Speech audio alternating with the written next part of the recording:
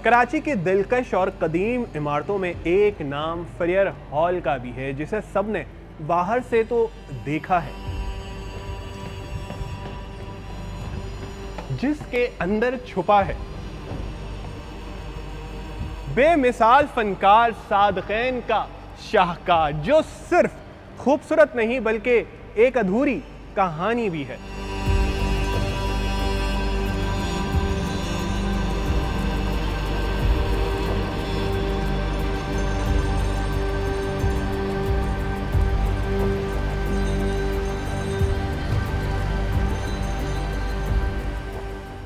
सादक़ैन ने अपने इस आखिरी म्यूरल का नाम अल अर्ज़ समावात रखा था, यानी कि ज़मीन और आसमान, जो इंसान और कायनात के ताल्लुक को जाहिर करता है।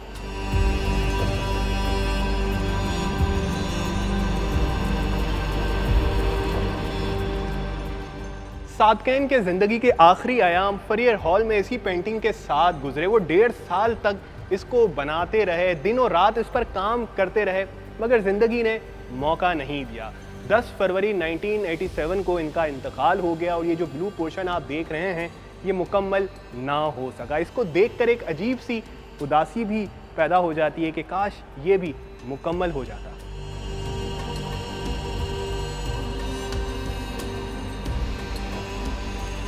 यहाँ बेसिकली होता था टेप डांस। ऊपर गैलरी देख रहे हैं, गैलरी में वीआईपीस होते थे, यहाँ वो खातून डांस करती थी, ये चेंजिंग रूम थे, यहाँ एक पर्दा होता था, ये इसकी आवाज़ गूंजती है, इको होती है इसकी आवाज़। इसके बनाने का मकसद ये था कि वो जो हील मैं बता रहा हूँ वो जब टक टक होती थी तो वो दूर तक उसकी आवाज़ जाती थी। तो यहाँ गोरे शाम में आते थे अपनी फैमिली के साथ, पार्क का व्यू बड़ा अच्छा है।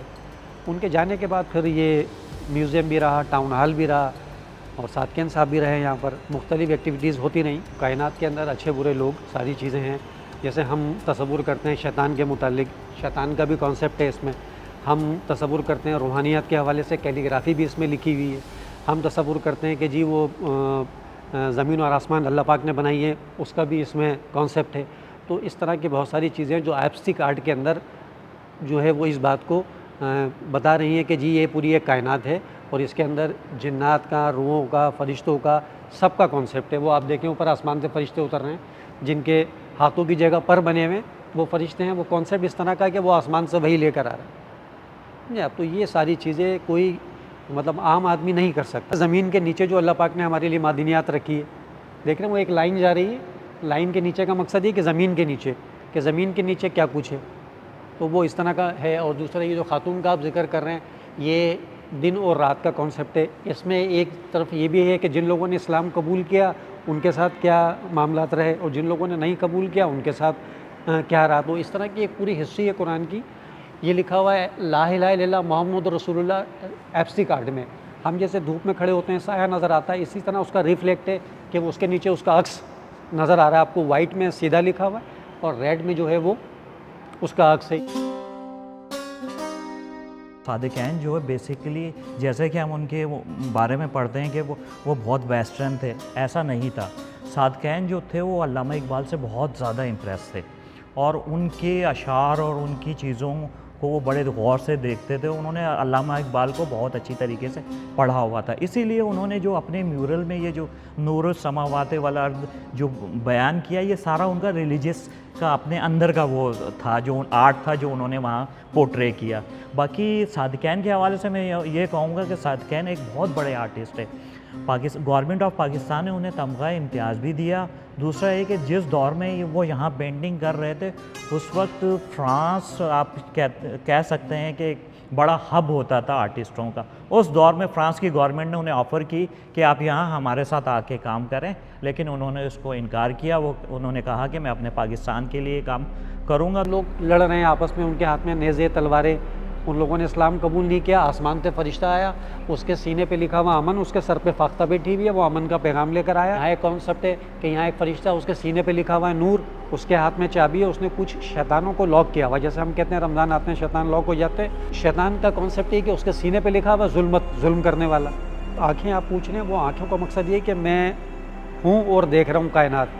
वो कायनात लिखा हुआ भी है उसके साथ। वो आँखों के नीचे पूरा कायनात लिखा हुआ है कि मैं अपनी आंखों से कायनात देख रहा हूँ। उसके नीचे है इल्म अमल और उसके साथ 2 एंजल्स बने हुए हैं सीधे हाथ पे उल्टे हाथ पे जो होते हैं, मुनकिर नकीर जिसे हम कहते हैं, वो इल्म अमल का पोर्शन है जो इनकम्प्लीट है। ये पेंटिंग कंप्लीट हो जाती तो एक शाकार होता। सादिकीन साहब खुद बताते तो सोचिए फिर क्या चीज़ होती, लेकिन किसी को नहीं पता कि इस ब्लू पोर्शन में क्या आना।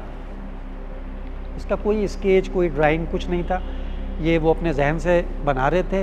ये पीसेस सारे नीचे होते थे, 1 बाय 1 पीस तैयार होते थे, उसके पीछे वो नंबरिंग कर देते थे। 182 182 पीसेस बने। उसके बाद उनकी हालत जो है वो थोड़ी तशवीशनाक हो गई, फिर वो हॉस्पिटल गए, वहाँ से वापसी नहीं हुई। ये इनकम्प्लीट है, लेकिन इनकम्प्लीट का भी अपना एक अलग ही है ना, एक इसकी एक समझ लें कि खूबसूरती है। हमारे पास बाहर से फॉरनर आते हैं ना, तो वो यकीन करें वो ये तस्वीरें लेकर आते हैं और वो यहाँ आके लेडी जाते हैं और वो सिर्फ इसकी तस्वीर बनाते हैं। ये वाहिद आर्टिस्ट थे जो दोनों हाथ से काम किया करते थे, और ये ऐसे करें तो इनकी उंगलियों में कुदरती अल्लाह बना हुआ था। तो अभी भी देखें इनके हाथ ऊपर देख रहे हैं जो चांद हाथ में लिया हुआ है। साथ के कभी आप देखें ना इंटरव्यू वगैरह, तो उनकी उंगलियां आप देखिएगा वो बुरिश होते थे, तो उसकी वजह से उंगलियां जो उनकी ना वो थोड़ी सी लंबी भी थी और टेढ़ी भी थी। अगर वो अपने हाथ सीधे करते थे तो अल्लाह लिखा होता। ना कोई उस्ताद है ना कोई शागिर्द है। ये चैप्टर अब क्लोज़ हो गया।